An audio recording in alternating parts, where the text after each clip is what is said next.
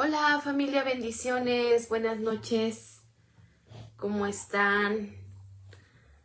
Por favor, los que ya están ahí listos para nuestro devocional, váyanme reportando si me escuchan. Hola, hola, si ya nos están oyendo, por favor váyanme haciendo saber. Bendiciones a cada uno de ustedes, familia. No sé si se escuche, si me ayudan a reportar. Bendiciones a cada uno de ustedes.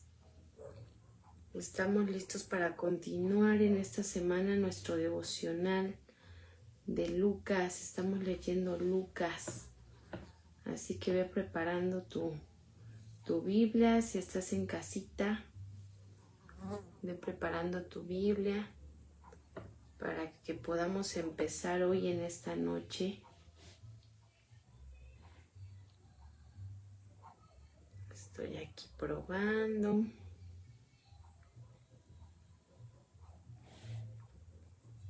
Ok, creo que sí, ya nos estamos escuchando, ¿verdad? Bueno, vamos a ir. Si tú ya estás listo, ahí ve escribiendo para saber que ya estás listo para continuar con nuestro devocional. Bendiciones a cada uno de ustedes.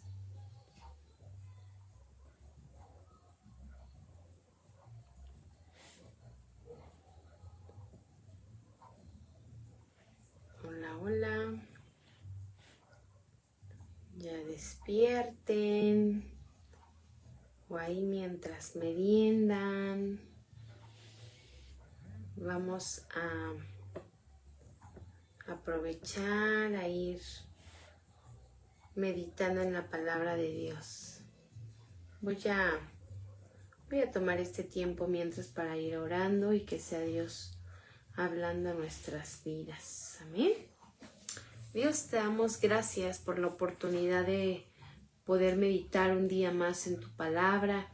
Gracias por este fin de semana que ha pasado, porque sabemos que fue un tiempo de bendición, Padre, pero también es necesario en el día a día seguir aprendiendo de ti a través de la lectura de tu palabra. Entendemos que es nuestro alimento espiritual.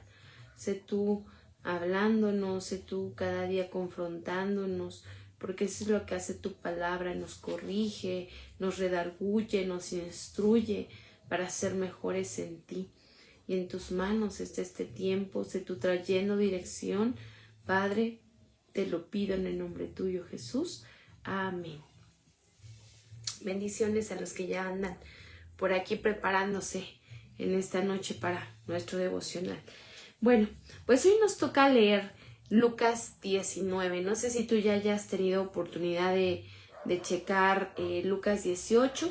Se cortó por ahí un poquito, realmente ya no faltaba mucho. Sammy nos los compartió el día viernes y ya realmente era muy poquitito lo que faltó, así que no te preocupes si faltaron algunos cuantos versículos, tú los puedes terminar de leer y faltaba la oración cuando se cortó, pero prácticamente quedó transmitido. Hoy vamos a meditar en Lucas 19, así que vamos a meditar en este capítulo que de alguna manera trae unos versículos conocidos, algunas parábolas y personajes que ubicamos perfectamente. Así que es un capítulo un poco largo, pero sencillo de digerir, así que yo espero que pueda ser comprensible. No requiere tanta explicación porque de alguna manera lo tenemos nosotros presente, pero a veces en el aplicarlo ya en el día a día se nos olvida. Pero bueno, vamos a empezar nuestra lectura. Esta primera parte dice Jesús y Zaqueo. Dice, habiendo entrado Jesús en Jericó, iba pasando por la ciudad, y sucedió que un varón llamado Zaqueo, que era jefe de los publicanos y rico, procuraba ver quién era Jesús, pero no podía a causa de la multitud, pues era pequeño de estatura. Y corriendo delante, subió a un árbol sicómoro para verle, porque había de pasar por allí. Cuando Jesús llegó a aquel lugar, mirando hacia arriba, le vio y le dijo: Zaqueo, date prisa, desciende, porque hoy es necesario que pose yo en tu casa. Entonces él descendió a prisa y le recibió gozoso. Al ver esto, todos murmuraban, diciendo que había entrado a posar con un hombre pecador. Entonces Zaqueo, puesto en pie, dijo al Señor: He aquí, Señor, la mitad de mis bienes doy a los pobres, y si en algo he defraudado a alguno, se lo devuelvo cuadruplicado. Jesús le dijo: Hoy ha venido la salvación a esta casa, por cuanto él también es hijo de Abraham, porque el Hijo del Hombre vino a buscar y a salvar lo que se había perdido. Y en esta primera parte, pues vemos la historia tan conocida de este hombre Zaqueo, resaltado y conocido por su estatura, ¿verdad? Porque la Biblia nos narra que era un hombre pequeño. Entonces, si yo soy pequeña, pues no quiero pensar Zaqueo, ¿verdad? Quizá no era de una estatura promedio, sino era realmente un hombre bajito. Y aquí la parte que nosotros rescatamos o podemos resaltar es que Zaqueo era un hombre publicano. Y tú sabes que los publicanos de alguna manera era como parecido a la función que hacía Mateo. Ellos cobraban los impuestos. Pero fíjate, Zaqueo no solo era como cualquier publicano, sino era el jefe de los publicanos. ¿Qué quiere decir esto? Que Zaqueo se llevaba su buena mochada, ¿no? O sea, los romanos les daban la indicación de cobrar cierta cantidad de impuestos, pero ellos tenían la libertad de cobrar lo que quisieran, porque a los romanos solo les entregaban una pequeña, lo que ellos les asignaban como cuota, y todo lo demás era ganancia para ellos. Entonces, podemos imaginar, podemos pensar que Zaqueo no era para nada un hombre aceptado ahí en la ciudad, ¿no? Por el contrario, era un hombre rechazado, donde ¿quién quería estar cerca de un Zaqueo? O sea, prácticamente era estar cerca de un ladrón, de un hombre que les robaba, que a él no le importaba si tenían o no.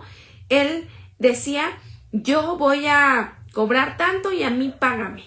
Entonces, aquí resaltamos la parte de Zaqueo.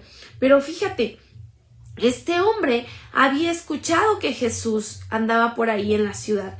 Y en este contexto encontramos que es Jesús ya ahí en Jerusalén, prácticamente hacia los últimos días de su vida antes de ser crucificado, cuando Jesús andaba predicando ya en los últimos días. Entonces, este hombre ya había oído todo como el revoloteo que había, ¿no?, acerca de Jesús, y él quería conocerle. Entonces, lo que hace es irse a subir a un árbol, creyendo pues que iba a pasar desapercibido. Pero estando ahí arriba en ese árbol, ¿qué es lo que vemos que pasa? Jesús es quien voltea a verlo, Jesús es quien se da cuenta que Zaqueo está ahí, y entonces lo llama, le dice: bájate, porque voy a ir a tu casa. Y dice que Zaqueo lo que hace es recibirlo muy gozoso, y el hecho de que Jesús llegara a la casa de Zaqueo habla de una vida transformada, habla de una vida que decide dejar su forma de vivir, su vana manera de vivir, y decide entonces él regresar no solo lo que él les había quitado, ¿no?, sino aún más, dice, cuadruplicado. O sea, imagínate cuánto dinero tenía este hombre, que decide regresarles cuadruplicado a las personas todo lo que él les había quitado. Y entonces termina esta parte diciendo: porque el Hijo del Hombre vino a buscar y a salvar lo que se había perdido. Y ahorita quiero retomar un poco esta parte, porque es aquí donde quiero centrar nuestra parte devocional de este día. Y luego sigue diciendo, para la parábola de las 10 minas. Dice: oyendo ellos estas cosas, prosiguió Jesús y dijo una parábola, por cuanto estaba cerca de Jerusalén, y ellos pensaban que el reino de Dios se manifestaría inmediatamente. Dijo, aquí cuando dice ellos, se está refiriendo también a sus discípulos. Y Jesús les habla a sus discípulos a través de esta parábola. Dice en el versículo 12, dijo pues: un hombre noble se fue a un país lejano para recibir un reino y volver. y llamando a 10 siervos suyos, les dio 10 minas, y les dijo, negociad, entre tanto vengo. Fíjate, 10 minas dice que era equivalente a 4 meses de salario. Imagínate cuánto. Dice que cada siervo recibió una mina y equivalía más o menos a lo de 4 meses de salario de un obrero promedio. O sea, imagínate que les dio como cierta cantidad que ellos tenían que poner a trabajar. Entonces les dijo, negociar, entre tanto vengo. ¿Qué quiere decir? Que iba a tardar en regresar. Y luego dice, pero sus conciudadanos le aborrecían y enviaron... Dice, pero sus conciudadanos le aborrecían y enviaron tras él una embajada diciendo, no queremos que éste reine sobre nosotros. Aconteció que vuelto él, después de recibir el reino, mandó llamar ante él a aquellos siervos a los cuales había dado el dinero, para saber lo que había negociado cada uno. Vino el primero diciendo, Señor, tu mina ha ganado 10 minas. Él le dijo, está bien, buen siervo, por cuanto en lo poco has sido fiel, tendrás autoridad sobre 10 ciudades. Vino otro diciendo, Señor, tu mina ha producido 5 minas. Y también a este dijo, tú también sé sobre 5 ciudades. Vino otro diciendo, Señor, aquí está tu mina, la cual he tenido guardada en un pañuelo. Porque tuve miedo de ti, por cuanto eres hombre severo que tomas lo que no pusiste y ciegas lo que no sembraste. Entonces él le dijo, mal siervo, por tu propia boca te juzgo. ¿Sabías que yo era hombre severo, que tomo lo que no puse y que ciego lo que no sembré? ¿Por qué pues no pusiste mi dinero en el banco para que al volver yo lo hubiera recibido con los intereses? Y dijo a los que estaban presentes, quitadle la mina y dala al que tiene las 10 minas. Ellos le dijeron, Señor, tiene 10 minas, pues yo os digo que todo el que tiene se le dará más, al que no tiene, aún lo que tiene se le quitará. Y también aquellos mis enemigos que no querían que yo reinase sobre ellos, traedlos acá y decapitadlos delante de mí. Fíjate qué es lo que pasa y narra en esta parábola, que de alguna manera va ligado con esta parte que te quiero compartir. Pero es muy similar a la parábola de Mateo de los talentos. Aquí nos está manejando como minas, pero es muy similar. Y que habla aquí de un hombre que delega a sus siervos, ¿verdad? Estas minas, esta cantidad de dinero. Y entonces él se va haciéndoles saber que iba a tardar en venir porque les dijo negocien, ¿no? Pero resulta que allá donde va le dicen que se reúnen y no lo querían que reinara allá, y entonces lo que hace este señor, este jefe, tiene que regresar. Y cuando él regresa, llama a sus siervos para que le rindieran cuentas de las minas que les entregó. Y vemos aquí, ¿verdad? Que uno le dice, Señor, uno ganó 10 minas. De esa mina que le dio, él ganó 10. Otro ganó 5, pero otro no ganó nada. Y entonces él le está diciendo, Señor, pues yo la guardé en mi pañuelo, guardé el dinero, mejor lo escondí porque tuve miedo de ti. Y entonces con gran sabiduría le dice, a ver, si sabes que yo soy, que de alguna manera yo era severo, con más razón debiste de haber tenido miedo de no trabajarlo. Sin embargo, te voy a juzgar por tu propia boca, porque al final es como una excusa, no quisiste trabajarlo. Entonces, ¿qué hace aquí? Pues a ese que tenía le fue quitado, y a quien le fue dado más, al que rindió más, al que dio más fruto, ¿verdad? Entonces, aquí les dice, ¿no? Que todo el que tiene se le dará, mas al que no tiene, aún lo que tiene se le quitará. Y esta parte, ¿de qué nos habla, mi amada iglesia? De esos dones y talentos que Dios nos ha dado. ¿Qué hemos hecho con eso que Dios nos ha entregado? Aguas, porque aquí este siervo puso excusas diciendo, Señor, o sea, tú puedes decir 1000 excusas, ¿no? No pude, tengo miedo de no saberlo hacer, tengo miedo de no saber usar lo que tú me has dado, tengo miedo de que a lo mejor me equivoque. Y aquí vemos claramente lo que pasa, que cuando alguien pone excusas para servir, Dios dice que eso que tiene le será quitado. ¿Y a quién se le dará? Aquel que sabe dar fruto, aquel que sabe trabajar lo que se le ha delegado, lo que se le ha puesto en sus manos. Entonces, bueno, esta parte aquí termina y quiero retomarla también un poquito más adelante. Dice aquí la entrada triunfal en Jerusalén, versículo 28. Dicho esto, iba adelante subiendo a Jerusalén, y aconteció que llegando cerca de Betfagé y de Betania, al monte que se llama de los Olivos, envió 2 de sus discípulos, diciendo: Id a la aldea de enfrente, y al entrar en ella hallaréis un pollino atado, en el cual ningún hombre ha montado jamás. Desatadlo y traedlo. Y si alguien os preguntare: ¿por qué lo desatáis?, le responderéis así: porque el Señor lo necesita. Fueron los que habían sido enviados y hallaron como les dijo. Y cuando desataban el pollino, sus dueños les dijeron: ¿por qué desatáis el pollino? Ellos dijeron: porque el Señor lo necesita. Y lo trajeron a Jesús, y habiendo echado sus mantos sobre el pollino, subieron a Jesús encima, y a su paso tendían sus mantos por el camino.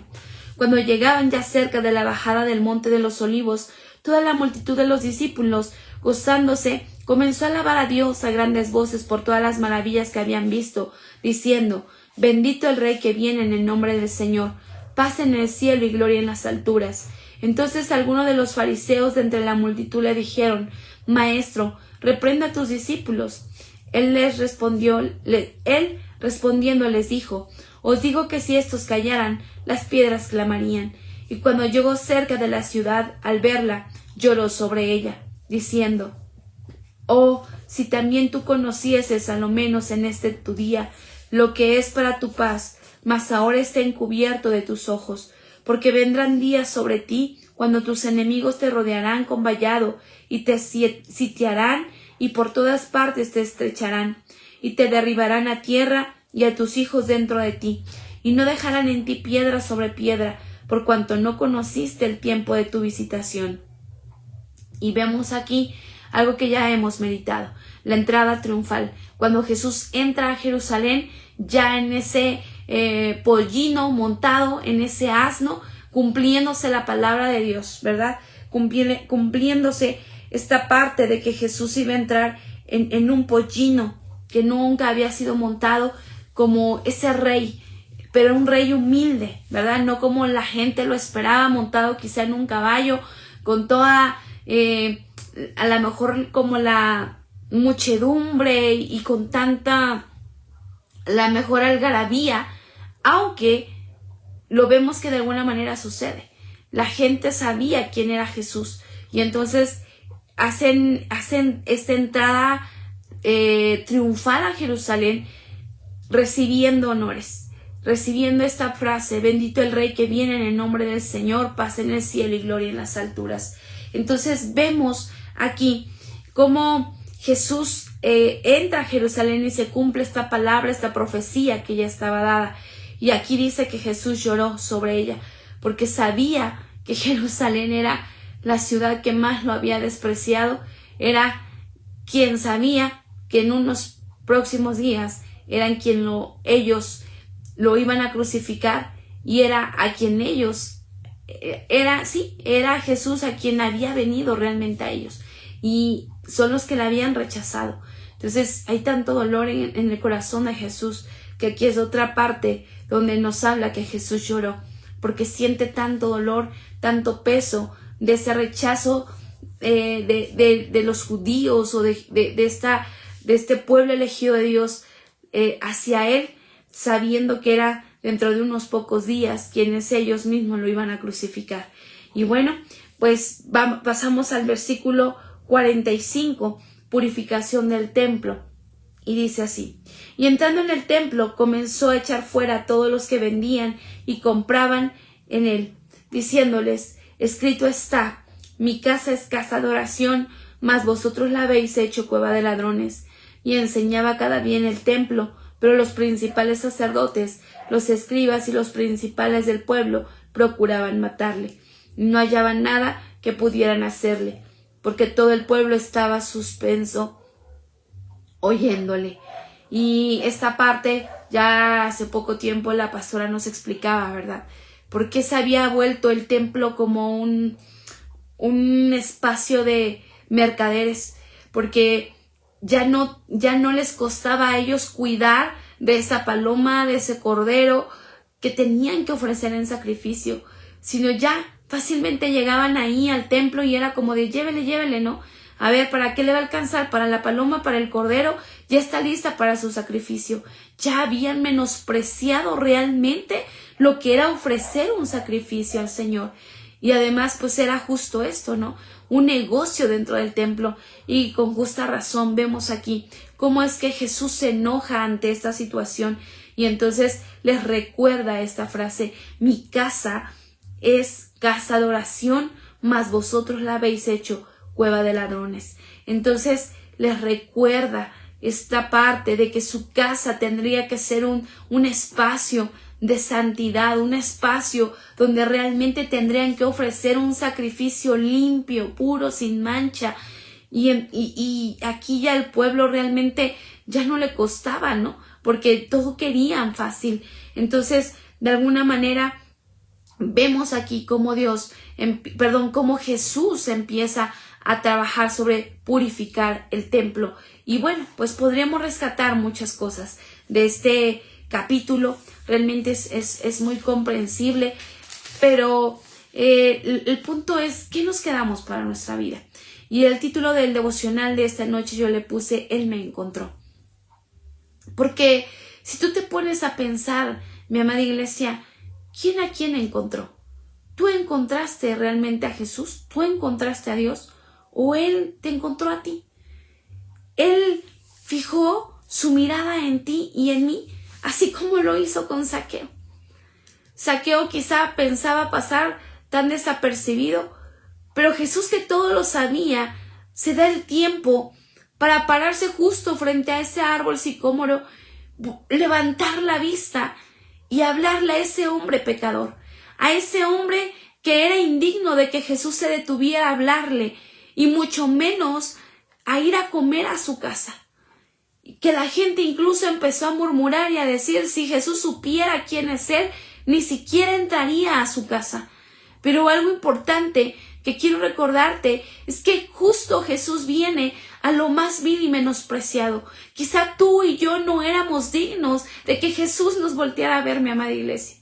Sin embargo, Él fijó su mirada en ti, Él fijó su mirada en mí, y la realidad es que Él es quien nos encontró a nosotros. Y que desde ahí ya debe haber una gratitud en nuestra vida. Y fíjate qué es lo que pasa cuando Jesús llega a morar a la casa de Zaqueo. Zaqueo es transformado. Zaqueo deja su vana manera de vivir, deja de ser un ladrón, y él devuelve cuadruplicado lo que él robaba. Y entonces él decide de alguna manera honrar a Jesús. Cuando Jesús llega a nuestra vida, mi amada iglesia, no podemos seguir viviendo de la misma manera. Tiene que haber un cambio en nosotros, tiene que haber realmente un deseo de dejar nuestra forma de ser que no le honra a Dios, que no le agrada a Dios, y debemos alinearnos a su voluntad. Y cuando hablo de esto, hablo en todos los sentidos, porque a veces pudiera parecer que en lo público estamos honrando a Dios, pero ¿qué hay de esas cosas ocultas? ¿Qué hay de aquello que los demás no pueden ver, pero Jesús sí está viendo en tu corazón? ¿Qué es aquello que estás practicando? Pecados ocultos que no te permiten avanzar en una libertad plena. Y entonces eso habla de que realmente no ha habido un nuevo nacimiento. Debes saber que Jesús te llama, que Él ya puso su mirada en ti, pero que Él espera un cambio genuino de nuestra parte, un verdadero arrepentimiento, y que caminemos realmente valorando esa salvación que Él nos ha dado. Y que este versículo de Lucas 19:10 realmente se aplica a nuestra vida, que el Hijo del Hombre, o sea Jesús, vino a buscar y a salvar lo que se había perdido. Tú y yo estábamos perdidos en nuestros delitos y pecados. Tú y yo no merecíamos ese amor, tú y yo no merecíamos esa gracia. Sin embargo, Jesús nos encontró, nos salvó y hoy espera, mi amada iglesia, una vida transformada. ¿Y sabes para qué? Para que tú y yo sirvamos y no seamos como estos siervos que escondieron sus talentos, que los dones, los talentos, las habilidades que Dios ha puesto en ti, las puedas disponer a su servicio. Dios no te está diciendo qué, Dios no te está diciendo cómo. Solo Él espera un corazón dispuesto a decir, Señor, aquí estoy, dispuesto a trabajar lo que tú has puesto en mis manos, en agradecimiento porque me has volteado a ver, porque me has apartado para tu servicio. Pero mi amada iglesia, a veces nosotros, como te decía ya en otro momento, ponemos excusas para servir a Dios. Si tú dices, no puedo servir porque me canso, porque ya estoy viejito, porque no tengo tiempo, mi amada iglesia, la gente, la iglesia necesita intercesores, gente que ore. Para la oración no necesitas mayor esfuerzo, pero necesitas realmente tomar ese papel de intercesor y decir, aquí estoy en la brecha por los que necesitan oración. Y si tú tienes fuerzas aún para servir, sírvele al Señor con todo tu corazón y no dejes que nadie más arrebate los talentos que Dios ha puesto en tus manos, porque Él te llamó a ti. Él te encontró a ti porque Él sabía que tú ibas a ser útil en sus manos. Así que no seamos como estos siervos que esconden sus talentos. Mi amada iglesia, no hagamos llorar al Señor.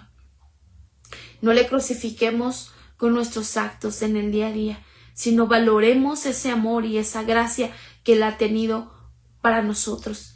Y realmente, de alguna manera, de todo podemos rescatar, ¿no? Porque nuestra casa de oración debe llamarse. Y podemos hablar del templo tal cual, ¿no? Donde nos reunimos, pero también habla de ese templo que es nuestro cuerpo. Ese templo que es cuerpo del Espíritu Santo. ¿Cómo está tu templo? ¿Cómo lo has conservado? ¿Qué está impidiendo que Dios pueda habitar ahí realmente? Que la presencia de Dios pueda manifestarse realmente.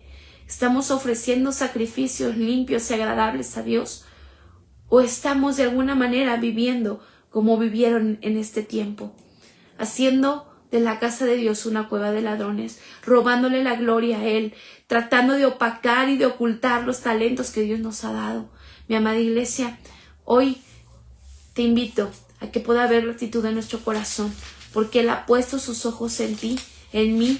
Él nos encontró, Él nos llamó, pero con un propósito, para servirle, para honrarle, para que nuestro cuerpo sea un lugar donde su presencia pueda habitar. Oremos. Dios, gracias te damos por este tiempo en el que podemos meditar tu palabra. Sé tú hablando a nuestra vida, a nuestra mente, a nuestro corazón.